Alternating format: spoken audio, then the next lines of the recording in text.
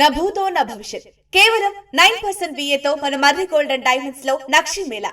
Marri gold and diamonds, KPHP metro station, Hyderabad. Iran ఆయు పట్టుపై కొట్టేందుకు America అత్యంత ప్రమాదకరమైన తన బ్రహ్మాస్త్రాన్ని బయటకు తీస్తోంది. అమెరికాను గల్ఫ్ దేశాలను నిద్రపోనివ్వకుండా చేసిన ఇరాన్ బాలిస్టిక్ క్షిపణి లాంచర్లను డార్క్ ఈగిల్ క్షిపణులతో కొట్టాలని అమెరికా సెంట్రల్ కమాండ్ వ్యూహం రచించింది. ధ్వని కంటే 5 రెట్ల వేగంతో దూసుకెళ్లే ఈ హైపర్సోనిక్ క్షిపణులను రష్యా, చైనా గగనతల రక్షణ వ్యవస్థలు సైతం అడ్డుకోలేవని అమెరికా చెబుతోంది. డార్క్ ఈగిల్ ప్రత్యేకతలేంటి? ట్రంప్ గ్రీన్ సిగ్నల్ ఇస్తే ఇరాన్ క్షిపణి లాంచర్లు నామరూపాలు లేకుండా పోతాయా? ఈ కథనంలో చూద్దాం.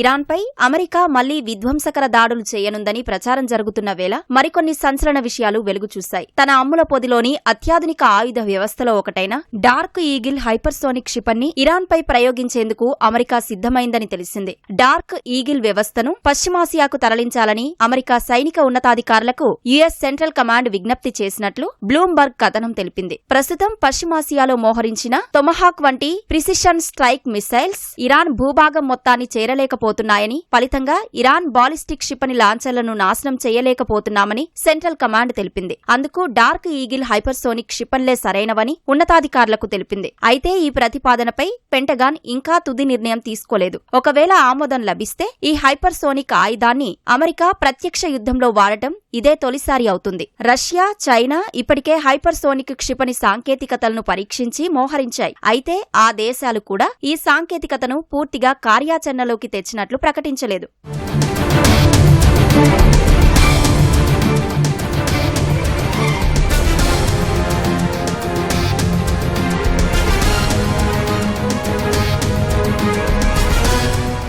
డార్క్ ఈగిల్ హైపర్సోనిక్ క్షిపణులు సుదూర లక్ష్యాలను ఛేదించేందుకు అభివృద్ధి చేశారు. ధ్వని కన్నా 5 రెట్ల ఎక్కువ వేగంతో ప్రయాణించి విధ్వంసం సృష్టించగలవు. గాల్లోనే ప్రయాణ దిశను మార్చుకోగల సామర్థ్యం ఉండడంతో రష్యా, చైనా గగనతల రక్షణ వ్యవస్థలు సైతం దీన్ని అడ్డుకోవడం అసాధ్యం. ప్రస్తుతం ఇరాన్లోని కొన్ని ప్రాంతాల్లో అమెరికా గగనతల ఆధిపత్యం సాధించినప్పటికీ చాలా ప్రాంతాల్లో ఇంకా ఇరాన్ ఆధిపత్యమే కొనసాగుతోంది. అమెరికాకు చెందిన అత్యాధునిక MQ-9 డ్రోన్లను సైతం IRGC నేలకు కూల్చింది. ఇప్పుడు ఒక్కోటి 125 కోట్ల ధర కలిగిన డార్క్ ఈగిల్ క్షిపణులు అమెరికాకు అవసరమయ్యాయి. ప్రస్తుతం అమెరికా, ఇరాన్ మధ్య కాల్పుల విరమణ కొనసాగుతున్న ఉద్రిక్తతలు తీవ్ర రూపం దాల్చుతూనే ఉన్నాయి. ఈ సమయంలో రెండు దేశాలు కూడా ఆయుధాలను సమకూర్చుకునే పనిలో పడినట్లు నివేదికలు స్పష్టం చేస్తున్నాయి. ట్రంప్ ఒక్క మాట చెబితే యుద్ధం మళ్లీ మొదలవుతుంది. అయితే ఈసారి రెండు వైపులా దాడుల తీవ్రత మరింత భయంకరంగా ఉంటుందని నిపుణులు విశ్లేషిస్తున్నారు.